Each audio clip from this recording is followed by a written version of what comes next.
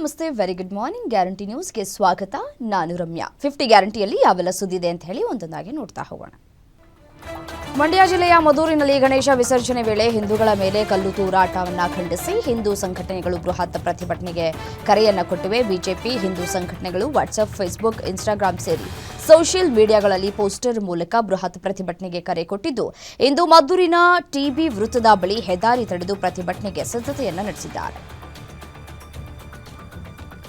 ಈದ್ ಮಿಲಾದ್ ಹಬ್ಬಕ್ಕೆ ಕಟ್ಟಿದ್ದ ತೋರಣ ಹರಿದ ಆರೋಪ ಖಂಡಿಸಿ ಬಾಗಲಕೋಟೆಯಲ್ಲಿ ಮುಸ್ಲಿಂ ಮುಖಂಡರು ಪ್ರತಿಭಟನೆ ನಡೆಸಿದರು. ಇನ್ನು ಈ ಘಟನೆಗೆ ಸಿಪಿಐ ಚೌಹಾಣ್ ನಿರ್ಲಕ್ಷ್ಯವೇ ಕಾರಣ ಅಂತ ಪ್ರತಿಭಟನಾಕಾರರು ಆಕ್ರೋಶವನ್ನು ಹೊರಹಾಕಿದರು. ತೋರಣ ಹರಿದವರ ವಿರುದ್ಧ ಕೂಡಲೇ ಕೇಸ್ ದಾಖಲಿಸಬೇಕು ಅಂತ ಎಸ್ಪಿ ಕಚೇರಿ ಎದುರು ಪ್ರತಿಭಟನೆಯನ್ನು ನಡೆಸಿ ಒತ್ತಾಯಿಸಿದರು.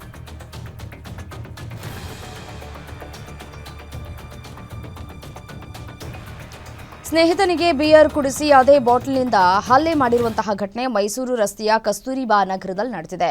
ಕಂಠಪೂರ್ತಿ ಕುಡಿದ ದಿವ್ಯಾ ತೇಜ್ ರಿಷಿ ಎಂಬ ಸ್ನೇಹಿತನ ಮೇಲೆ ಹಲ್ಲೆಯನ್ನು ಮಾಡಿದ್ದಾನೆ. ಈ ಬಗ್ಗೆ ಪೊಲೀಸ್ ಠಾಣೆಯಲ್ಲಿ ದೂರು ದಾಖಲಾಗ್ತಾ ಇದ್ದಂತೆ ಆರೋಪಿ ದಿವ್ಯಾ ತೇಜ್ ಹೆದರಿ ಆತ್ಮಹತ್ಯೆಗೆ ಶರಣಾಗಿದ್ದಾನೆ. ಇನ್ನು ಘಟನೆಗೆ ಸಂಬಂಧಪಟ್ಟಂತೆ ಬ್ಯಾಟರಾಯನಪುರ ಪೊಲೀಸ್ ಠಾಣೆಯಲ್ಲಿ ಪ್ರಕರಣ ದಾಖಲಾಗಿದೆ. ಗಣೇಶ ವಿಸರ್ಜನೆ ವೇಳೆ ಕೆರೆಯಲ್ಲಿ ಮುಳುಗಿ ಬಾಲಕ ಮೃತಪಟ್ಟಿರುವಂತಹ ಘಟನೆ ತುಮಕೂರು ಜಿಲ್ಲೆಯ ತಿಪಟೂರು ತಾಲೂಕಿನ ಹೊನ್ನವಳ್ಳಿ ಕೆರೆಯಲ್ಲಿ ನಡೆದಿದೆ. ಜೀವನ್ ಮೃತ ಬಾಲಕ ಅಂತ ಗುರುತಿಸಲಾಗಿದೆ. ಗಣೇಶ ವಿಸರ್ಜನೆ ಬಳಿಕ ತನ್ನ 4 ಸ್ನೇಹಿತರೊಂದಿಗೆ ಈಜೋರಕ್ಕೆ ತೆರಳಿದಂತಹ ಜೀವನ್ ಕೆರೆಯಲ್ಲಿ ಮುಳುಗಿ ಸಾವನ್ನಪ್ಪಿದ್ದಾನೆ ಅಂತ ತಿಳಿದು ಬಂದಿದೆ. ಘಟನೆಗೆ ಸಂಬಂಧಪಟ್ಟಂತೆ ಹೊನ್ನವಳ್ಳಿ ಪೊಲೀಸ್ ಠಾಣೆಯಲ್ಲಿ ಪ್ರಕರಣ ದಾಖಲಾಗಿದೆ. ಮಾರಕಾಸ್ತ್ರಗಳಿಂದ ಕೊಚ್ಚಿ ವ್ಯಕ್ತಿಯನ್ನ ಬರ್ಬರವಾಗಿ ಹತ್ಯೆ ಮಾಡಿರುವಂತಹ ಘಟನೆ ಕಲಬುರಗಿ ನಗರದ ಮಿಲತ್ ನಗರದ ಬಳಿ ನಡೆದಿದೆ. ಎಂಡಿ ಬಿಲಾಲ್ ಅಲಿಯಾಸ್ ಸುರೇಶ್ ರೆಡ್ಡಿ ಅಂತ ಗುರುತಿಸಲಾಗಿದೆ. ಮುಸ್ಲಿಂ ಯುವತಿಯನ್ನ ಮದುವೆಯಾಗಿದ್ದಂತಹ ಬಿಲಾಲ್ ಬಳಿಕ ಮುಸ್ಲಿಂ ಧರ್ಮಕ್ಕೆ ಮತಾಂತರಗೊಂಡಿದ್ರು. ಹಣಕಾಸಿನ ವಿಚಾರಕ್ಕೆ ಕೊಲೆ ನಡೆದಿರುವ ಶಂಕೆ ವ್ಯಕ್ತವಾಗಿದ್ದು, ಚೌಕ್ ಪೊಲೀಸ್ ಠಾಣೆಯಲ್ಲಿ ಪ್ರಕರಣ ದಾಖಲಾಗಿದ್ದು, ಆರೋಪಿಗಳ ಪತ್ತೆಗಾಗಿ ಪೊಲೀಸರು ಬಲೆ ಬೀಸಿದ್ದಾರೆ. ಸರ್ಕಾರದ ಒಳ ಮೀಸಲಾತಿ ವಿರೋಧಿಸಿ ಲಂಬಾಣಿ, ಭೋವಿ, ಕೊರಚ, ಕೊರಮ ಸಮುದಾಯಗಳಿಂದ ವಿಜಯಪುರದಲ್ಲಿ ವಿನೂತನ ಪ್ರತಿಭಟನೆ ನಡೆಸಿದ್ರು. ಹಂದಿಮರಿ ಹಾಗೂ ಚಪ್ಪಲಿ ಹೊತ್ತು ವಿನೂತನ ಪ್ರತಿಭಟನೆ ನಡೆಸಿ ಸರ್ಕಾರದ ವಿರುದ್ಧ ಆಕ್ರೋಶವನ್ನು ವ್ಯಕ್ತಪಡಿಸಿದರು. 63 ಜಾತಿಗಳನ್ನು ಸೇರಿಸಿ ಶೇಕಡ 5% ಮೀಸಲಾತಿ ನೀಡಿ ಅನ್ಯಾಯ ಮಾಡಲಾಗಿದೆ ಅಂತ ಸಿಎಂ ಸಿದ್ದರಾಮಯ್ಯ, ಡಿಸಿಎಂ ಡಿಕೆ ಶಿವಕುಮಾರ್ ಭಾವಚಿತ್ರಗಳನ್ನು ಹಿಡಿದು ಆಕ್ರೋಶವನ್ನು ವ್ಯಕ್ತಪಡಿಸಿದರು. ಕಾರ್ಮಿಕನೊಬ್ಬ ಹಳ್ಳದ ನೀರಿನಲ್ಲಿ ಕೊಚ್ಚಿ ಹೋದಂತಹ ಘಟನೆ ಬಳ್ಳಾರಿಯ ಜಿಂದಾಲ್ ಕಾರ್ಖಾನೆ ಬಳಿ ನಡೆದಿದೆ. ಮೃತ ವ್ಯಕ್ತಿ ಸಂಡೂರು ತಾಲೂಕಿನ ವಡ್ಡು ಗ್ರಾಮದ ನಿವಾಸಿ ಯುವರಾಜ್ ಅಂತ ತಿಳಿದು ಬಂದಿದೆ. ಜಿಂದಾಲ್ ಕಾರ್ಖಾನೆಯಲ್ಲಿ ಕೆಲಸ ಮುಗಿಸಿ ಮನೆಗೆ ಹಿಂದಿರುಗುವಾಗ ವಡ್ಡು ಗ್ರಾಮದಿಂದ ಗಾದಿಗನೂರಿಗೆ ಸಂಪರ್ಕ ಕಲ್ಪಿಸುವ ಸೇತುವೆ ದಾಟುವ ವೇಳೆ ಬೈಕ್ ಸಮೇತ ಹಳ್ಳದ ನೀರಿನಲ್ಲಿ ಕೊಚ್ಚಿ ಹೋಗಿದ್ದಾನೆ. ಪೊಲೀಸರು ಅಗ್ನಿಶಾಮಕ ಸಿಬ್ಬಂದಿ ಶೋಧ ಕಾರ್ಯವನ್ನು ನಡೆಸಿ ಮೃತದೇಹವನ್ನು ಪತ್ತೆ ಹಚ್ಚಿದ್ದಾರೆ. 5 ಮೇಲೆ ಬೀದಿ ನಾಯಿಗಳು ಮಾರಣಾಂತಿಕವಾಗಿ ದಾಳಿ ನಡೆಸಿರುವಂತಹ ಘಟನೆ ದಾವಣಗೆರೆ ಜಿಲ್ಲೆಯ ಹೊನ್ನಾಳಿ ತಾಲೂಕಿನಲ್ಲಿ ನಡೆದಿದೆ. 4 ಮಕ್ಕಳು, ಓರ್ವ ವೃದ್ಧ ಸೇರಿದಂತೆ ಒಟ್ಟು 5 ಮೇಲೆ ಬೀದಿ ನಾಯಿ ದಾಳಿಯನ್ನು ನಡೆಸಿವೆ. ಇನ್ನು ಗಾಯಾಳುಗಳಿಗೆ ಶಿವಮೊಗ್ಗದ ಮೆಗಾನ್ ಆಸ್ಪತ್ರೆಗೆ ದಾಖಲು ಮಾಡಲಾಗಿದ್ದು, ಬೀದಿ ನಾಯಿಗಳ ದಾಳಿಗೆ ಆತಂಕಗೊಂಡ ಸುತ್ತಮುತ್ತಲಿನ ಗ್ರಾಮಸ್ಥರು ಸೂಕ್ತ ಕ್ರಮವನ್ನು ಜರುಗಿಸುವಂತೆ ಗ್ರಾಮ ಪಂಚಾಯಿತಿ ಸಿಬ್ಬಂದಿ ವಿರುದ್ಧ ತಮ್ಮ ಆಕ್ರೋಶವನ್ನು ವ್ಯಕ್ತಪಡಿಸಿದ್ದಾರೆ. ಹೈಮಾಸ್ಕ್ ಲೈಟ್ ಅಳವಡಿಕೆ ವಿಚಾರವಾಗಿ ಯುವಕರ ನಡುವೆ ಮಾರಣಾಂತಿಕವಾಗಿ ಹಲ್ಲೆ ನಡೆದಿದೆ. ಕೋಲಾರ ಜಿಲ್ಲೆಯ ಮಾಲೂರು ತಾಲೂಕಿನ ಕರಿಸಂದ್ರ ಗ್ರಾಮದಲ್ಲಿ ಘಟನೆ ನಡೆದಿದೆ. ಗ್ರಾಮದಲ್ಲಿ ಹೈಮಾಸ್ಕ್ ಲೈಟ್ ಅಳವಡಿಕೆಗೆ ಮುಂದಾಗಿದ್ದ ಪ್ರವೀಣ್ ಕುಮಾರ್, ಇದೇ ವಿಚಾರಕ್ಕೆ ಕರಿಸಂದ್ರ ಗ್ರಾಮಸ್ಥರಾದ ಮಂಜುನಾಥ್ ಹಾಗೂ ಸಹೋದರರು ಪ್ರವೀಣ್ನ ಸಹೋದರ ಪ್ರಸನ್ನ ಕುಮಾರ್ ಲಕ್ಷ್ಮೀನಾರಾಯಣರ ಮೇಲೆ ಮಚ್ಚು ಚಾಕುವಿನಿಂದ ಹಲ್ಲೆ ನಡೆಸಿ ಕೋಲಾರ ಜಿಲ್ಲಾಸ್ಪತ್ರೆಗೆ ದಾಖಲಾಗಿದ್ದು, ಮಾಲೂರು ಮಾಸ್ತಿ ಪೊಲೀಸ್ ಠಾಣೆಯಲ್ಲಿ ಕೇಸ್ ದಾಖಲಾಗಿದೆ. ಚಿತ್ರದುರ್ಗದ ಕಾಂಗ್ರೆಸ್ ಶಾಸಕ ಕೆಸಿ ವೀರೇಂದ್ರ ಪಪ್ಪಿ ಮನೆ ಮೇಲೆ ಇಡಿ ದಾಳಿ ಮುಂದುವರೆದಿದೆ. ಚಳ್ಳಕೆರೆ ಆಕ್ಸಿಸ್ ಬ್ಯಾಂಕ್ನಲ್ಲಿ ಒಟ್ಟು 24.5 ಕೆಜಿ ಚಿನ್ನದ ಬಿಸ್ಕೆಟ್, 17 ಡೈಮಂಡ್ ರಿಂಗ್ ಸೇರಿ ಕೋಟಕ್ ಮಹೀಂದ್ರಾ ಬ್ಯಾಂಕ್, ಎಸ್ಬಿಐ ಬ್ಯಾಂಕ್ನಲ್ಲೂ ಅಪಾರ ಮೌಲ್ಯದ ಚಿನ್ನಾಭರಣ ಹಾಗೂ ಆಸ್ತಿ ಪತ್ರ ಪತ್ತೆಯಾಗಿವೆ. ಎಸ್ಬಿಐ ಬ್ಯಾಂಕ್ನಲ್ಲಿ ಇನ್ನೂ 2 ಲಾಕರ್ ಪರಿಶೀಲನೆ ಬಾಕಿ ಇದ್ದು ವಿಚಾರಣೆ ಮಾಡುವ ಸಾಧ್ಯತೆ ಇದೆ. ವಿಶ್ವವಿಖ್ಯಾತ ನಾಡಹಬ್ಬ ದಸರಾ ಹಿನ್ನೆಲೆ ಅರಮನೆ ಅಂಗಳದಲ್ಲಿ ದಸರಾ ಗಜಪಡೆ ಭರ್ಜರಿ ತಾಲೀಮನ್ನ ನಡೆಸ್ತಾ ಇದೆ. ಜೋರಾಗಿ ಕೂಡ ಸಾಗ್ತಾ ಇದೆ. ಕ್ಯಾಪ್ಟನ್ ಅಭಿಮನ್ಯು ಟೀಮ್ನಲ್ಲಿ ಇರುವಂತಹ ಆನೆ ಭೀಮಾ ಕೇವಲ 25 ವರ್ಷ ವಯಸ್ಸಿನಲ್ಲಿಯೇ 15 ಹುಲಿ ಹಾಗೂ 80ಕ್ಕೂ ಹೆಚ್ಚು ಆನೆ ಕಾರ್ಯಾಚರಣೆಯಲ್ಲಿ ಭಾಗಿಯಾಗಿರೋ ಹೆಗ್ಗಳಿಕೆಗೆ ಪಾತ್ರವಾಗಿದೆ. ಕಡಿಮೆ ವಯಸ್ಸಿಗೆ ಹೆಚ್ಚು ಸಾಧನೆ ಮಾಡಿ ಇದೀಗ ದಸರಾ ಗಜಪಡೆಯಲ್ಲಿ ಮೈಸೂರಿಗರ ಹಾಟ್ ಫೇವರೇಟ್ ಆಗಿದ್ದಾನೆ. ಭಾರೀ ಗಾಳಿ ಮಳೆಗೆ ಕಾಲು ಸಂಕ ಕೊಚ್ಚಿ ಹೋಗಿ ಗ್ರಾಮಸ್ಥರು ಪರದಾಡಿದ್ದಾರೆ. ಚಿಕ್ಕಮಗಳೂರು ಜಿಲ್ಲೆ ಶೃಂಗೇರಿ ತಾಲೂಕಿನ ಹುಲುಗಾರು ಬೈಲು ಗ್ರಾಮದಲ್ಲಿ ಘಟನೆ ನಡೆದಿದೆ. ಕಾಲು ಸುಂಕ ಕೊಚ್ಚಿ ಹೋಗಿದ್ದು ಮಗುವಿಗೆ ಲಸಿಕೆ ಹಾಕಿಸುವುದಕ್ಕೆ ಮರದ ದಿಮ್ಮಿಯ ಮೇಲೆ ಆಸ್ಪತ್ರೆಗೆ ತೆರಳುವುದಕ್ಕೆ ತಾಯಿ ಹರಸಾಹಸವನ್ನು ಪಟ್ಟಿದ್ದಾರೆ. ಓಡಾಡುವುದಕ್ಕೆ ರಸ್ತೆ ಇಲ್ಲದೆ ಹಳ್ಳಿ ಜನರು ಪರದಾಡುವಂತಾಗಿದೆ. ಕೂಡಲೇ ಸೂಕ್ತ ವ್ಯವಸ್ಥೆಯನ್ನು ಕಲ್ಪಿಸಬೇಕು ಅಂತ ಹೇಳಿ ಸ್ಥಳೀಯರು ಆಗ್ರಹಿಸಿದ್ದಾರೆ. ರಾಜಧಾನಿ ಬೆಂಗಳೂರು ಸೇರಿ ವಿವಿಧ ಜಿಲ್ಲೆಗಳಲ್ಲಿ ರಾತ್ರಿ ಉತ್ತಮ ಮಳೆಯಾಗಿದೆ. ಅದೇ ರೀತಿ ಇಂದು ಕೂಡ ಕರಾವಳಿ ಜಿಲ್ಲೆಗಳು, ಉತ್ತರ ಒಳನಾಡಿನ ಬೆಳಗಾವಿ, ಧಾರವಾಡ, ಹಾವೇರಿ, ಗದಗ ಹಾಗೂ ದಕ್ಷಿಣ ಒಳನಾಡಿನ ಬಳ್ಳಾರಿ, ಬೆಂಗಳೂರು, ಚಾಮರಾಜನಗರ, ಚಿಕ್ಕಬಳ್ಳಾಪುರ, ಚಿಕ್ಕಮಗಳೂರು, ಚಿತ್ರದುರ್ಗ, ವಿಜಯನಗರ ಜಿಲ್ಲೆಗಳಲ್ಲಿ ಹಗುರದಿಂದ ಸಾಧಾರಣ ಮಳೆಯಾಗುವ ಸಾಧ್ಯತೆ ಇದೆ. ಸೆಪ್ಟೆಂಬರ್ 11 ಮತ್ತು 12ರಂದು ಕರಾವಳಿ ಜಿಲ್ಲೆಗಳು, ಉತ್ತರ ಒಳನಾಡಿನ ಬೀದರ್, ಕಲಬುರಗಿ ಹೆಚ್ಚು ಮಳೆಯಾಗಲಿದೆ ಅಂತ ಹವಾಮಾನ ಇಲಾಖೆ ಮುನ್ಸೂಚನೆಯನ್ನು ಕೊಟ್ಟಿದೆ.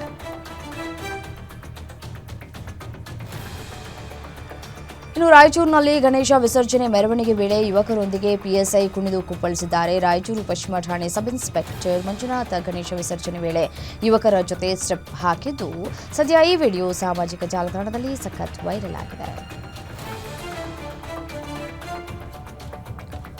ಉಪರಾಷ್ಟ್ರಪತಿ ಚುನಾವಣೆಗೆ ಸಜ್ಜಾಗುವುದಕ್ಕೆ ಎನ್ಡಿಎ ಸಂಸದರಿಗೆ ನಡೆಸಲಾದಂತಹ ಕಾರ್ಯಾಗಾರದಲ್ಲಿ ಪ್ರಧಾನಿ ಮೋದಿ ಕೂಡ ಭಾಗವಹಿಸಿದ್ರು. ಸಂಸತ್ ಸಂಕೀರ್ಣದ ಜಿಎಂಎಫ್ಸಿ ಬಾಲಯೋಗಿ ಸಭಾಂಗಣದಲ್ಲಿ ನಡೆದ ಕಾರ್ಯಾಗಾರದಲ್ಲಿ ಸಾಮಾನ್ಯ ಬಿಜೆಪಿ ಸಂಸದರಂತೆ ಮೋದಿ ಕೊನೆಯ ಸಾಲಿನಲ್ಲಿ ಕುಳಿತಿದ್ರು. ವರ್ಕ್ಶಾಪ್ನಲ್ಲಿ ಇತರ ಸಂಸದರ ಜೊತೆ ಪ್ರಧಾನಿ ಮೋದಿ ಕೊನೆಯ ಸಾಲಿನಲ್ಲಿ ಕುಳಿತಿದ್ದ ದೃಶ್ಯದ ಫೋಟೋವೊಂದನ್ನು ಬಿಜೆಪಿ ಸಂಸದ ರವಿಕಿಶನ್ ಅವರು ಎಕ್ಸ್ನಲ್ಲಿ ಪೋಸ್ಟ್ ಮಾಡಿ ಹಂಚಿಕೊಂಡಿದ್ದಾರೆ. ಜೊತೆಗೆ ವ್ಯಂಗ್ಯಾಡಿದ್ದಾರೆ. ನಾಳೆ ಪ್ರಧಾನಿ ಮೋದಿ ಪ್ರವಾಹ ಪೀಡಿತ ಪಂಜಾಬ್ಗೆ ಭೇಟಿ ನೀಡಲಿದ್ದು ಈ ವೇಳೆ ಪರಿಹಾರಕ್ಕಾಗಿ ವಿಶೇಷ ಪ್ಯಾಕೇಜ್ ಘೋಷಿಸುವ ಸಾಧ್ಯತೆ ಇದೆ ಅಂತ ಮೂಲಗಳು ತಿಳಿಸಿವೆ. ಕಳೆದ 1 ತಿಂಗಳ ಅವಧಿಯಲ್ಲಿ ನಿರಂತರ ಮಳೆಯಿಂದಾಗಿ ಪಂಜಾಬ್ ಸೇರಿದಂತೆ ಇತರ ಪ್ರದೇಶಗಳು ತೀವ್ರ ಹಾನಿಗೆ ಒಳಗಾಗಿವೆ. ಈ ಹಿನ್ನೆಲೆ ಪ್ರಧಾನಿ ಮೋದಿ ಅವರು ಗುರುದಾಸ್ಪುರಕ್ಕೆ ಭೇಟಿಯನ್ನ ನೀಡುತ್ತಾ ಇದ್ದು ಪ್ರವಾಹ ಪೀಡಿತ ಪ್ರದೇಶಗಳ ಪರಿಶೀಲನೆಯನ್ನ ನಡೆಸಲಿದ್ದಾರೆ. ಇದೇ ವೇಳೆ ರಕ್ಷಣಾ ಕಾರ್ಯಾಚರಣೆಯನ್ನು ಕೂಡ ವೀಕ್ಷಿಸಲಿದ್ದಾರೆ.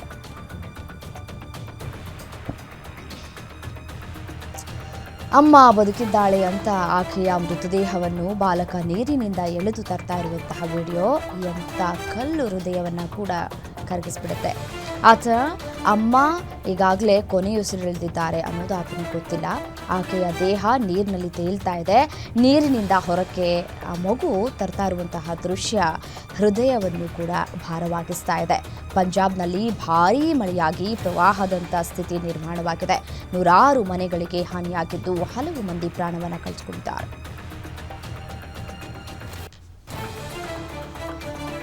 ದೆಹಲಿಯಲ್ಲಿ ಯಮುನಾ ನದಿಯ ನೀರಿನ ಮಟ್ಟ ಅಪಾಯದ ಮಟ್ಟ ಮೀರಿದೆ. ನಗರದ ಹಲವಾರು ಪ್ರದೇಶಗಳು ಪ್ರವಾಹದ ನೀರಿನಿಂದ ಸುತ್ತುವರೆದಿವೆ. ಈ ವಾರದ ಆರಂಭದಲ್ಲಿ ಯಮುನಾ ನದಿ ಅಪಾಯದ ಮಟ್ಟ ದಾಟಿ 207.41 ಮೀಟರ್ ತಲುಪಿದೆ. ಇದು ದೆಹಲಿಯಲ್ಲಿ ದಾಖಲಾದ 3ನೇ ಅತಿ ಹೆಚ್ಚು ಮಟ್ಟವಾಗಿದೆ. ಇದರಿಂದ ಸಾವಿರಾರು ಜನರನ್ನ ಪರಿಹಾರ ಶಿಬಿರಗಳಿಗೆ ಸ್ಥಳಾಂತರಿಸಲಾಗಿದೆ.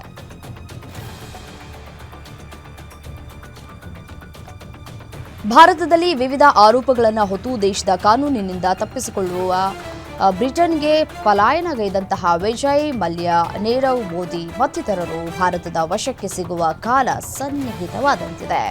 ಇತ್ತೀಚೆಗೆ ಬ್ರಿಟನ್ನಿನ ಅಧಿಕಾರಿಗಳ ತಂಡವೊಂದು ದೆಹಲಿಯ ತಿಹಾರ್ ಜೈಲಿನ ಪರಿಸ್ಥಿತಿಯನ್ನು ಪರಿಶೀಲಿಸಿರುವ ಘಟನೆ ನಡೆದಿದೆ.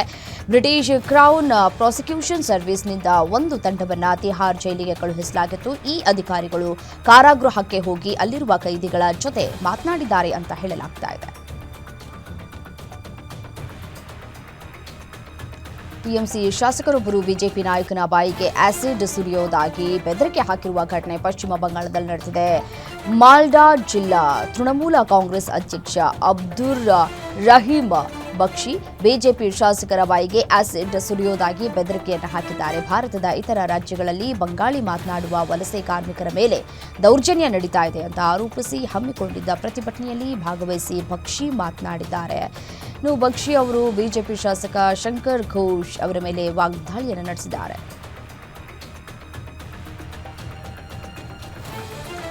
ಕಳೆದ ಒಂದು ತಿಂಗಳಿನಿಂದ ದೇಶದ ಎಲ್ಲೆಡೆ ಪ್ರವಾಹದಂತ ಮಳೆಯಾಗ್ತಾ ಇದೆ. ಅಲ್ಲಲ್ಲಿ ಭೂಕುಸಿತ, ರಸ್ತೆಗಳು ಬಂದ್ ಆಗಿವೆ. ಹಾಗೆಯೇ ಪಿಥೋರ್ಗಢದ ಪರೀಕ್ಷಾ ಕೇಂದ್ರದಲ್ಲಿ ವಿದ್ಯಾರ್ಥಿಗಳು ಬಿಇಡಿ ಪರೀಕ್ಷೆಯನ್ನು ಬರೀಬೇಕಾಗಿತ್ತು. ಅದಕ್ಕೆ ಎಲ್ಲಾ ತಯಾರಿಯೂ ಕೂಡ ಆಗಿತ್ತು. ಆದರೆ ಮಳೆಯಿಂದಾಗಿ ಉತ್ತರಾಖಂಡದಲ್ಲಿ ಎಲ್ಲಾ ರಸ್ತೆಗಳು ಬಂದ್ ಆಗಿದ್ವು. ಹಾಗಾದ್ರೆ ಪರೀಕ್ಷಾ ಕೇಂದ್ರಕ್ಕೆ ಹೋಗೋದಾದ್ರೂ ಹೇಗೆ ಅಂತ ಆಲೋಚಿಸಿದ ರಾಜಸ್ಥಾನದ 4 ವಿದ್ಯಾರ್ಥಿಗಳು ಹೆಲಿಕಾಪ್ಟರ್ ಅನ್ನ ಬಾಡಿಗೆ ಪಡೆದು ಪರೀಕ್ಷಾ ಕೇಂದ್ರಕ್ಕೆ ತೆರಳಿ ಪರೀಕ್ಷೆಯನ್ನು ಬರೆದಿದ್ದಾರೆ.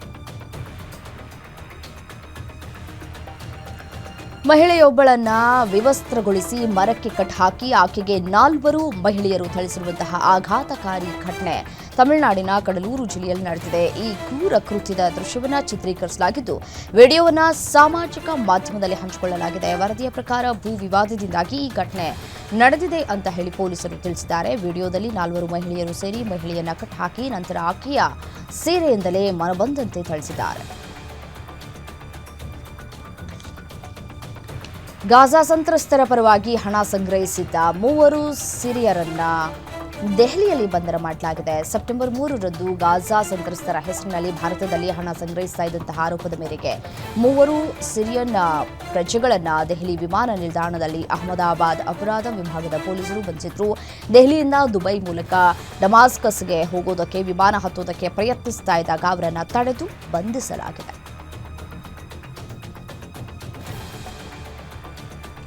ಮಹಾರಾಷ್ಟ್ರದ ವಿವಿಧ ಜಿಲ್ಲೆಗಳಲ್ಲಿ ಗಣೇಶ ಮೂರ್ತಿ ವಿಸರ್ಜನೆ ವೇಳೆ ಕನಿಷ್ಠ 4 ಜನರು ನೀರಿನಲ್ಲಿ ಮುಳುಗಿ ಸಾವನ್ನಪ್ಪಿದ್ದು 13 ಮಂದಿ ನಾಪತ್ತೆಯಾಗಿದ್ದಾರೆ. ಪುಣೆ ಜಿಲ್ಲೆಯ ಚಕನ್ ಪ್ರದೇಶದಲ್ಲಿ ಪ್ರತ್ಯೇಕ ಘಟನೆಗಳಲ್ಲಿ 4 ಜನರು ಕೊಚ್ಚಿ ವಾಕಿ ಖುರ್ದ್ನಲ್ಲಿ ಭಾಮಾ ನದಿಯಲ್ಲಿ 2 ಪುರುಷರು ಮತ್ತು ಶೆಲ್ ಪಿಂಪಾಲ್ಗಾಂವ್ನಲ್ಲಿ ಮತ್ತೊಬ್ಬರು ಕೊಚ್ಚಿ ಹೋಗಿದ್ದಾರೆ. ಪುಣೆ ಗ್ರಾಮೀಣ ಪ್ರದೇಶದ ಬಿರ್ವಾಡಿಯಲ್ಲಿ ಮತ್ತೊಬ್ಬ ನೀರಿನಲ್ಲಿ ಮುಳುಗಿ ಮೃತಪಟ್ಟಿದ್ದಾನೆ ಅಂತ ಅಧಿಕಾರಿಯೊಬ್ಬರು ತಿಳಿಸಿದ್ದಾರೆ. ಜಮ್ಮು ಮತ್ತು ಕಾಶ್ಮೀರ ರಾಜಧಾನಿ ಶ್ರೀನಗರದ ಐತಿಹಾಸಿಕ ಹಜರತ್ ಬಾಲ್ ದರ್ಗಾದ ಅಶೋಕ ಸ್ತಂಭ ಫಲಕ ಧ್ವಂಸ ಪ್ರಕರಣ ನಡೆದಿತ್ತು. ಈ ಪ್ರಕರಣಕ್ಕೆ ಸಂಬಂಧಪಟ್ಟಂತೆ 50ಕ್ಕೂ ಹೆಚ್ಚು ಜನರನ್ನ ಪೊಲೀಸರು ವಿಚಾರಣೆಗಾಗಿ ವಶಕ್ಕೆ ಪಡೆದಿದ್ದಾರೆ. ಕೊನೆಗೂ ಕ್ರಮ ಕೈಗೊಂಡಿರುವ ಪೊಲೀಸರು ಘಟನೆಯ ವಿಡಿಯೋಗಳು ಮತ್ತು ಸಿಸಿಟಿವಿ ದೃಶ್ಯಾವಳಿಗಳನ್ನು ಪರಿಶೀಲಿಸುತ್ತಾ ಇದ್ದು ಕೃತ್ಯ ಎಸಗಿದವರನ್ನ ಬಂಧಿಸಲಾಗುತ್ತದೆ ಅಂತ ತಿಳಿಸಿದ್ದಾರೆ. ಯುವಕನೊಬ್ಬ ಚಲಿಸ್ತಾ ಇರುವ ರೈಲಿನಲ್ಲಿ ಕಾಲನ್ನ ಪ್ಲಾಟ್ಫಾರ್ಮ್ನಲ್ಲಿ ಎಳೆಯುವ ಮೂಲಕ ದುಸ್ಸಾಹಸವನ್ನು ಪ್ರದರ್ಶಿಸಿದ್ದಾನೆ. ಈ ಘಟನೆ ಮುಂಬೈಯಲ್ಲಿ ನಡೆದಿದೆ. ಅಲ್ಲದೆ ಮಹಿಳೆಯೊಬ್ಬರ ಫೋನ್ ಕಸಿದುಕೊಳ್ಳುವುದಕ್ಕೆ ಪ್ರಯತ್ನಿಸಿರುವಂತಹ ವಿಡಿಯೋ ಸಾಮಾಜಿಕ ಜಾಲತಾಣದಲ್ಲಿ ವೈರಲ್ ಆಗಿದೆ. ವಿಡಿಯೋ ನೋಡಿದ ಅನೇಕರು ಲೈಕ್, ಕಮೆಂಟ್ಸ್ಗಾಗಿ ದುಸ್ಸಾಹಸ ಮಾಡ್ತಾರೆ ಅಂತ ಕಿಡಿಕಾರಿದ್ದಾರೆ. ಓಣಂ ಹಬ್ಬದ ಸಂದರ್ಭದಲ್ಲಿ ಕೇರಳ ರಾಜ್ಯ ಪಾನೀಯ ನಿಗಮ ಮದ್ಯ ಮಾರಾಟದಲ್ಲಿ ಹೊಸ ದಾಖಲೆಯನ್ನು ನಿರ್ಮಿಸಿದೆ. 10 ದಿನಕ್ಕೆ ಬರೋಬ್ಬರಿ 826.38 ಕೋಟಿ ರೂಪಾಯಿ ಮೌಲ್ಯದ ಮದ್ಯ ಮಾರಾಟ ಮಾಡಿದೆ. ಕಳೆದ ವರ್ಷಕ್ಕೆ ಹೋಲಿಕೆ ಮಾಡಿದರೆ 50 ಕೋಟಿ ರೂಪಾಯಿನಷ್ಟು ಹೆಚ್ಚುವರಿ ಮಾರಾಟವಾಗಿದೆ. ಆಗಸ್ಟ್ 25ರಿಂದ ಸೆಪ್ಟೆಂಬರ್ 4ರವರೆಗೆ ಒಟ್ಟು 826.38 ಕೋಟಿ ರೂಪಾಯಿ ಮೌಲ್ಯದ ಮದ್ಯ ಮಾರಾಟವಾಗಿದೆ.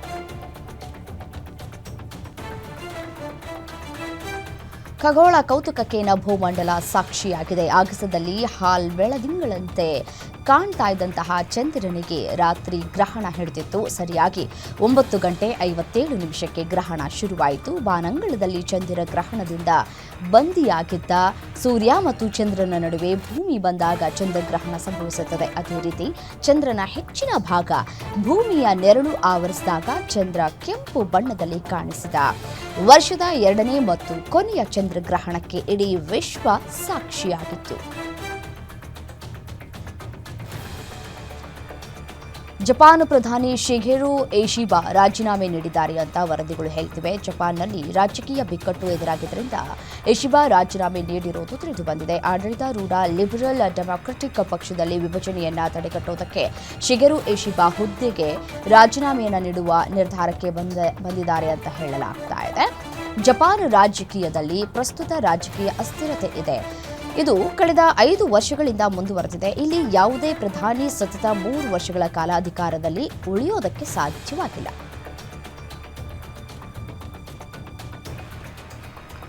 ಉಕ್ರೇನಿನಾದ್ಯಂತ ರಾತ್ರೋರಾತ್ರಿ ರಷ್ಯಾ ಪಡೆಗಳು ದಾಳಿ ನಡೆಸಿದ್ದು 4 ಮಂದಿ ಪ್ರಾಣವನ್ನು ಕಳೆದುಕೊಂಡಿದ್ದಾರೆ. ಉಕ್ರೇನಿನ ಕ್ಯಾಬಿನೆಟ್ ಬಿಲ್ಡಿಂಗ್ ಮೇಲೂ ದಾಳಿ ನಡೆಸಿದ್ದು ವಿಡಿಯೋ ಎಲ್ಲೆಡೆ ಹರಿದಾಡಿದೆ. ರಾಜಧಾನಿ ಕೈವ್ನಲ್ಲಿರುವಂತಹ ಸರ್ಕಾರಿ ಕಟ್ಟಡಕ್ಕೆ ಬೆಂಕಿ ಹೊತ್ತುಕೊಂಡಿದೆ ಅಂತ ಅಧಿಕಾರಿಗಳು ತಿಳಿಸಿದ್ದಾರೆ. ಎತ್ತರದ ಮಹಡಿಯಲ್ಲಿ ಬೆಂಕಿಯನ್ನು ನಂದಿಸುವುದಕ್ಕೆ ಅಗ್ನಿಶಾಮಕ ದಳ ಹರಸಾಹಸವನ್ನು ಪಡ್ತಾ ಇರುವುದನ್ನು ಕಾಣಬಹುದಾಗಿದೆ. ಈಶಾನ್ಯ ಸುಮಿ ಪ್ರದೇಶದಲ್ಲಿ ನಡೆದ ಮತ್ತೊಂದು ದಾಳಿಯಲ್ಲಿ ಒಬ್ಬರು ಸಾವನ್ನಪ್ಪಿದ್ದು ಹಲವಾರು ಗಾಯಗೊಂಡಿದ್ದಾರೆ.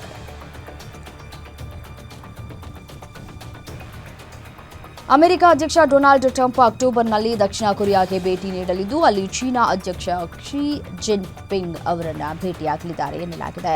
ಟ್ರಂಪ್ ಏಷ್ಯಾ ಪೆಸಿಫಿಕ್ ಆರ್ಥಿಕ ಸಹಕಾರ ಶೃಂಗಸಭೆಯಲ್ಲಿ ಭಾಗವಹಿಸಲಿದ್ದಾರೆ. ಟ್ರಂಪ್ ಮತ್ತು ಚೀನಾ ಅಧ್ಯಕ್ಷ ಕ್ಸಿ ಜಿನ್ಪಿಂಗ್ ನಡುವಿನ ದ್ವಿಪಕ್ಷೀಯ ಮಾತುಕತೆಗಳು ಕೂಡ ನಡೆಯಲಿಕ್ಕಿವೆ ಅಂತ ಹೇಳಲಾಗ್ತಾ ಇದೆ. ಶೃಂಗಸಭೆಯು ದಕ್ಷಿಣ ಕೊರಿಯಾದ ಜಿಯೋಂಗ್ಜೋ ನಗರದಲ್ಲಿ ನಡೆಯಲಿದೆ.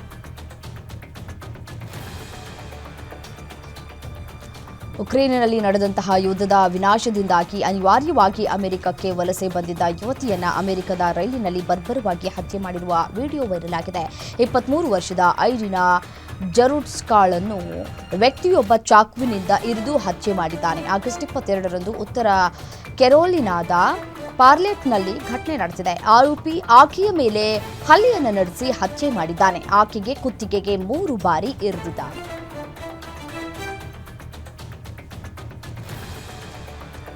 ಜಗತ್ತಿನ ಅತ್ಯಂತ ಮಾರಕ ಕಾಯಿಲೆಗಳಲ್ಲಿ ಕ್ಯಾನ್ಸರ್ ಕೂಡ ಒಂದು. ಒಮ್ಮೆ ಇದು ಶುರುವಾಗ್ಬಿಟ್ರೆ ದೇಹವನ್ನ ಹಂತ ಹಂತವಾಗಿ ಸಾಯಿಸುತ್ತಾ ಹೋಗುವಂತಹ ರೋಗ ಇದು. ಕ್ಯಾನ್ಸರ್ಗಳಲ್ಲಿ ಹಲವು ವಿಧಗಳಿವೆ. ಅದರಲ್ಲಿ ಕಾಲನ್ ಕರುಳಿನ ಕ್ಯಾನ್ಸರ್ ಬಹಳ ಸಾಮಾನ್ಯವಾದದ್ದು. ರಷ್ಯಾದ ವಿಜ್ಞಾನಿಗಳು ಈ ಮಾರಕ ಕರುಳಿನ ಕ್ಯಾನ್ಸರ್ಗೆ ಲಸಿಕೆಯನ್ನು ಕಂಡುಹಿಡಿದಿದ್ದು ಎಲ್ಲ ಪ್ರಿಕ್ಲಿನಿಕಲ್ ಟ್ರಯಲ್ಗಳು ಮುಗಿದು ಇದೀಗ ಇದು ಮನುಷ್ಯರ ಬಳಕೆಗೆ ಲಭ್ಯವಾಗಿದೆ ಅಂತ ವರದಿಗಳು ಹೇಳ್ತಿವೆ.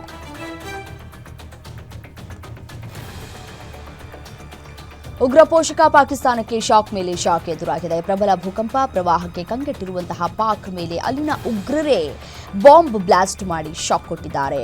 ಖೈಬರ್ ಪಖ್ತೂನ್ಖ್ವಾದ ಬಜೌರ್ ಜಿಲ್ಲೆಯಲ್ಲಿ ಕ್ರಿಕೆಟ್ ಪಂದ್ಯದ ವೇಳೆ ನಡೆದ ಬಾಂಬ್ ಸ್ಫೋಟದಲ್ಲಿ ಕನಿಷ್ಠ ಒಬ್ಬರು ಸಾವನ್ನಪ್ಪಿದರೆ ಹಲವರು ಗಂಭೀರವಾಗಿ ಗಾಯಗೊಂಡಿದ್ದಾರೆ.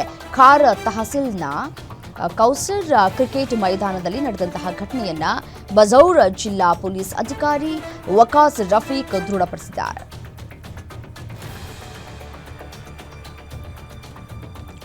ಕೋಲ್ಡ್ ಪ್ಲೇ ಹಗರಣದ ಬಳಿಕ ಖಗೋಳಶಾಸ್ತ್ರಜ್ಞ ಮಾನವ ಸಂಪನ್ಮೂಲ ವಿಭಾಗದ ಮುಖ್ಯಸ್ಥೆ ಕ್ರಿಸ್ಟಿನ್ ಕ್ಯಾಬಟ್ ತಮ್ಮ ಪತಿಯಿಂದ ವಿಚ್ಛೇದನ ಕೋರಿ ಹ್ಯಾಂಪ್ ಶೈರ್ನ ಫೋರ್ಟ್ಸ್ ಮೌತ್ನಲ್ಲಿರುವಂತಹ ಕೋರ್ಟ್ಗೆ ಅರ್ಜಿಯನ್ನು ಸಲ್ಲಿಸಿದ್ದಾರೆ.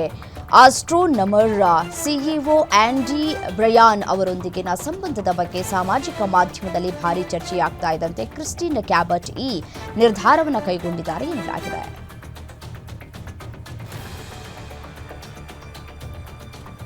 ನೆರೆಯ ದೇಶ ನೇಪಾಳದ ಕಠ್ಮಂಡುವಿನ ಹೃದಯ ಭಾಗದಲ್ಲಿರುವ ಹಳೆಯ ಅರಮನೆಯಲ್ಲಿ ತಿಂಗಳುಗಳ ಕಾಲ ನಡೆಯುವ ಹಬ್ಬದ ಋತುವಿಗೆ ಚಾಲನೆ ನೀಡಲಾಗಿದೆ. ಈ ಹಿನ್ನೆಲೆಯಲ್ಲಿ ಸಾವಿರಾರು ಭಕ್ತರು ಅರಮನೆಗೆ ಆಗಮಿಸಿದರು. ನೇಪಾಳದ ಹಬ್ಬದ ಋತುವು ದೇವತೆಯ ಮೆರವಣಿಗೆಯೊಂದಿಗೆ ಪ್ರಾರಂಭವಾಗುತ್ತದೆ. ಅತಿ ದೊಡ್ಡ ಧಾರ್ಮಿಕ ಹಬ್ಬವಾದ ಈ ಇಂದ್ರ ಜಾತ್ರೆಯ ಭಾಗವಾಗಿ ಕುಮಾರಿ ದೇವತೆಯನ್ನ ಆಯ್ಕೆ ಮಾಡುವುದು ಇಲ್ಲಿನ ವಿಶೇಷ. ಮಾನವ ರೂಪದಲ್ಲಿರುವ ದೇವತೆಗಳಾದ ಕುಮಾರಿ, ಗಣೇಶ ಮತ್ತು ಭೈರಬ್ ರಥೋತ್ಸವವನ್ನ ವಿಜೃಂಭಣೆಯಿಂದ ನೆರವೇರಿಸಲಾಯಿತು.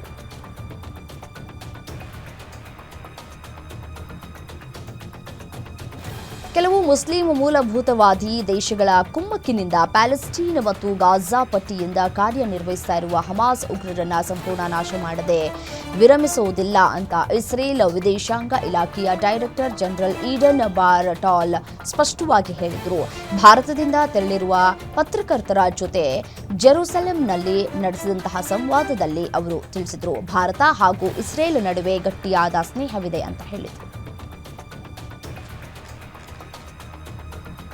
ಬಿಹಾರದ ರಾಜ್ಗೀರ್ನಲ್ಲಿ ನಡೆದಂತಹ ಏಷ್ಯಾ ಕಪ್ ಹಾಕಿ ಫೈನಲ್ನಲ್ಲಿ ಆತಿಥೇಯ ಭಾರತ ತಂಡ ದಕ್ಷಿಣ ಕೊರಿಯಾವನ್ನ ಮಣಿಸಿ 4ನೇ ಬಾರಿಗೆ ಪ್ರಶಸ್ತಿ ಮುಡಿಗೇರಿಸಿಕೊಂಡಿದೆ. ಆರಂಭದಿಂದಲೂ ಉತ್ತಮ ಪ್ರದರ್ಶನ ನೀಡಿ ಭಾರತ 4-1 ಗೋಲುಗಳ ಅಂತರದಿಂದ ಜಯ ಸಾಧಿಸಿತ್ತು. ಈ ಗೆಲುವಿನೊಂದಿಗೆ ಭಾರತ ಮುಂದಿನ ವರ್ಷ ಬೆಲ್ಜಿಯಂ, ನೆದರ್ಲೆಂಡ್ಸ್ನಲ್ಲಿ ನಡೆಯಲಿರುವ ವಿಶ್ವಕಪ್ ಹಾಕಿಗೆ ನೇರ ಟಿಕೆಟ್ ಪಡೆದಿದೆ. 2025ರ ಹಾಕಿ ಏಷ್ಯಾ ಕಪ್ ಬಿಹಾರದ ರಾಜ್ಗಿರ್ನಲ್ಲಿ ಆಯೋಜಿಸಲಾಗಿತ್ತು. ಏಷ್ಯಾ ಕಪ್ ಹಾಕಿ ಟೂರ್ನಿಯ ಫೈನಲ್ ಪಂದ್ಯದಲ್ಲಿ ಭಾರತ ತಂಡ ದಕ್ಷಿಣ ಕೊರಿಯಾವನ್ನ ಮಣಿಸಿ 8 ವರ್ಷಗಳ ಬಳಿಕ ಚಾಂಪಿಯನ್ ಪಟ್ಟಕ್ಕೇರಿದೆ. ಫೈನಲ್ನಲ್ಲಿ ಹರ್ಮನ್ ಪ್ರೀತ್ ಸಿಂಗ್ ನಾಯಕತ್ವದ ಭಾರತ ಹಾಕಿ ತಂಡ ದಕ್ಷಿಣ ಕೊರಿಯಾವನ್ನ 4-1 ಗೋಲುಗಳಿಂದ ಮಣಿಸಿ ಪ್ರಶಸ್ತಿಯನ್ನು ಗೆದ್ದುಕೊಂಡಿದೆ.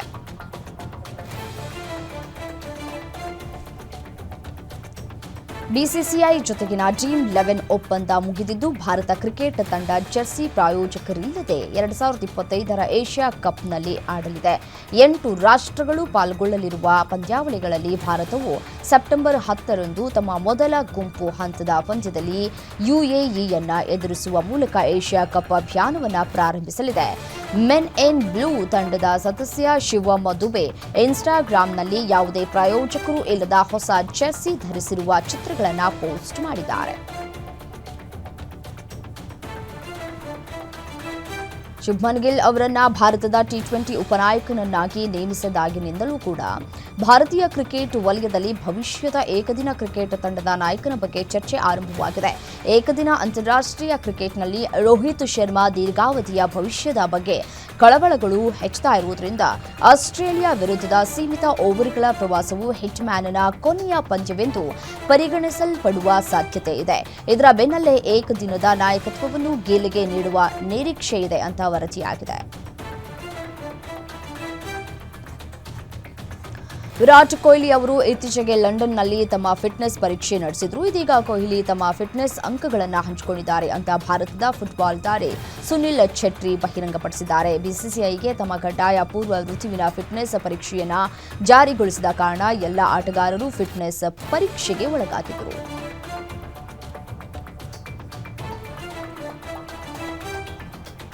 ಭಾರತೀಯ ಕ್ರಿಕೆಟ್ ನಿಯಂತ್ರಣ ಮಂಡಳಿ ವಿಶ್ವದ ಶ್ರೀಮಂತ ಕ್ರಿಕೆಟ್ ಸಂಸ್ಥೆ ಎನ್ನುವಂತಹ ಸತ್ಯ ಈಗಾಗಲೇ ಎಲ್ಲರಿಗೂ ತಿಳಿದಿರುವಂತಹ ವಿಚಾರ.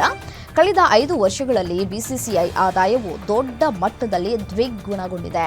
ಬರೋಬ್ಬರಿ 14.627 ಕೋಟಿ ರೂಪಾಯಿ ಸೇರ್ಪಡೆಯಾಗಿದೆ. ಈ ಆದಾಯ ಹೆಚ್ಚಳಕ್ಕೆ ಐಪಿಎಲ್ನ ಯಶಸ್ಸು ಮುಖ್ಯ ಕಾರಣವಾಗಿದೆ. 2019ರಲ್ಲಿ ಬಿಸಿಸಿಐ ಖಜಾನೆಯಲ್ಲಿ 6,059 ಕೋಟಿ ರೂಪಾಯಿ ಹಣವಿತ್ತು. ಇದು 2024ರಲ್ಲಿ 20,686 ಕೋಟಿ ರೂಪಾಯಿಗೆ ಏರಿಕೆಯಾಗಿದೆ. ಕಳೆದ 1 ವರ್ಷದಲ್ಲೇ ಬಿಸಿಸಿಐ 4,196 ಕೋಟಿ ರೂಪಾಯಿ ಗಳಿಸಿದೆ.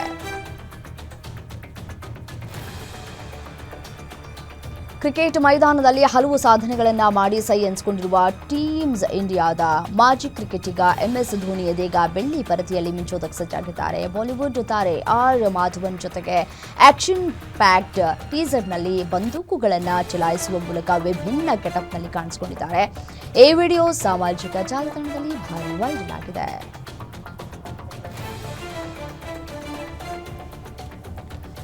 ಮಹಾರಾಷ್ಟ್ರದ ಬಿಜೆಪಿ ಉಪಾಧ್ಯಕ್ಷೆ ನಟಿ ನಿಖಿತಾ ಘಾಗ್ ಹಣಕಾಸಿನ ಪ್ರಕರಣವೊಂದರಲ್ಲಿ ಸಿಲುಕಿದ್ದಾರೆ. ಹಣಕ್ಕಾಗಿ ಬೇಡಿಕೆ ಇಟ್ಟು ನಿರ್ಮಾಪಕರು ಒಬ್ಬರಿಗೆ ಬೆದರಿಕೆ ಹಾಕಿ ಹಣ ಸುಲಿಗೆ ಮಾಡಿದ್ದಾರೆ ಅಂತ ಪೊಲೀಸ್ ಠಾಣೆಯಲ್ಲಿ ಪ್ರಕರಣ ದಾಖಲಿಸಲಾಗಿದೆ. ಸದ್ಯ ಈ ಸುದ್ದಿ ಸೋಷಿಯಲ್ ಮೀಡಿಯಾದಲ್ಲಿ ವೈರಲ್ ಆಗ್ತಾ ಇದ್ದು, ಸಿನಿಮಾ, ವೆಬ್ ಸೀರೀಸ್ ಹಾಗೂ ರಾಜಕೀಯ ರಂಗದಲ್ಲಿ ಖ್ಯಾತಿ ಪಡೆದ ನಟಿ ನಿಖಿತಾ ಘಾಗ್ ಇಂತಹ ದೊಡ್ಡ ಅಪರಾಧ ಮಾಡಿದ್ದಾರಾ ಅಂತ ನೆಟ್ಟಿಗರು ಪ್ರಶ್ನಿಸಿದ್ದಾರೆ.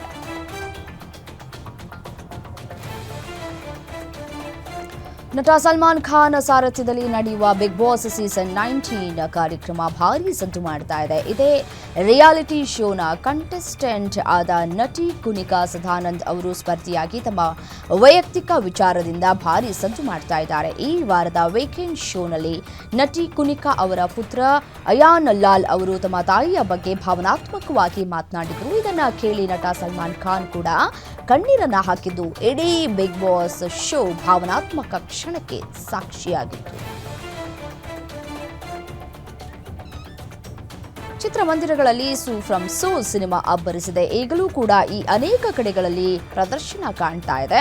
44 ದಿನ ಕಳೆದರೂ ಕೂಡ ಹೌಸ್ಫುಲ್ ಆಗ್ತಾ ಇದೆ. ಅಷ್ಟರಲ್ಲಾಗಲೇ OTT ಅಂಗಳಕ್ಕೆ ಕಾಲಿಡ್ತಾ ಇದೆ. ಹೌದು, ಫ್ರಮ್ ಸೋ OTT ಬಿಡುಗಡೆಯ ಬಗ್ಗೆ ಅಧಿಕೃತ ಮಾಹಿತಿ ಸಿಕ್ಕಿದೆ.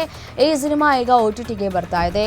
ಜಿಯೋ ಹಾಟ್‌ಸ್ಟಾರ್ ಮೂಲಕ ನಾಳೆ ಪ್ರಸಾರ ಆರಂಭವಾಗಲಿದೆ.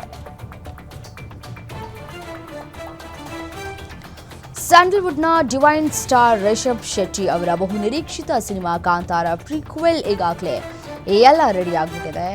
ಈ ಮಹತ್ವಾಕಾಂಕ್ಷಿ ಸಿನಿಮಾ ಬಿಡುಗಡೆಗೆ ಇನ್ನು ಕೆಲವು ದಿನಗಳು ಬಾಕಿ ಉಳಿದಿವೆ. ರಿಷಬ್ ಶೆಟ್ಟಿ ಅವರು ನಿರ್ದೇಶನ ಮಾಡಿ ನಟಿಸಿರುವ ಸಿನಿಮಾ ಕಾಂತಾರ ಈಗಾಗಲೇ ಈ ಸಿನಿಮಾದ ಭಾಗ 2 ಅಬ್ಬರಿಸಿ ಬೊಬ್ಬೆರ್ತಿದೆ. ಅಭಿಮಾನಿಗಳ ಮನ ಕೂಡ ಗೆದ್ದಿದೆ. ಹೀಗಾಗಿ ಕಾಂತಾರ ಪ್ರೀಕ್ವೆಲ್ ಯಾವಾಗ ಬರುತ್ತೆ ಅಂತ ಫ್ಯಾನ್ಸ್ ಕಾತುರದಿಂದ ಇದ್ದಾರೆ. ಮಾಹಿತಿ ಪ್ರಕಾರ ಸಿನಿಮಾದ ಎಲ್ಲ ಕೆಲಸಗಳು ಮುಗಿದಿದ್ದು ಬಿಡುಗಡೆ ಮಾತ್ರ ಬಾಕಿ ಇದೆ.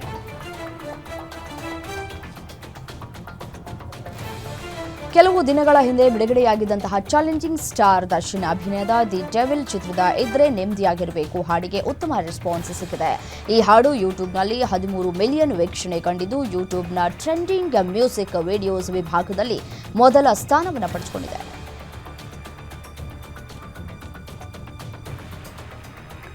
ಬಾಲಿವುಡ್ನ ಖ್ಯಾತ ನಟಿ ಕರೀನಾ ಕಪೂರ್ ಖಾನ್ ಸಿನಿಮಾ ಅಲ್ಲದೆ ವೈಯಕ್ತಿಕ ವಿಚಾರವಾಗಿಯೂ ಸುದ್ದಿಯಲ್ಲಿರ್ತಾರೆ. ಸಿನಿಮಾ ಈವೆಂಟ್ನಲ್ಲಿ ಹೆಚ್ಚಾಗಿ ಭಾಗವಹಿಸುವ ಕರೀನಾ ಇಂಗ್ಲೆಂಡ್ನ ಬರ್ಮಿಂಗ್ಹ್ಯಾಮ್ನಲ್ಲಿ ನಡೆದ ಕಾರ್ಯಕ್ರಮವೊಂದರಲ್ಲಿ ತಮ್ಮ ಸೌಂದರ್ಯ ಮತ್ತು ಫ್ಯಾಷನ್ ಸೆನ್ಸ್ನಿಂದ ಎಲ್ಲರ ಮನಸೂರೆಗೊಂಡಿದ್ದಾರೆ. ಇವಿಷ್ಟು 50 ಗ್ಯಾರಂಟಿಯ ಹೈಲೈಟ್ಸ್. ನೋಡ್ತಾ ಇರಿ ಗ್ಯಾರಂಟಿ ನ್ಯೂಸ್, ಸುದ್ದಿ ಖಚಿತ, ನ್ಯಾಯ ನಿಶ್ಚಿತ.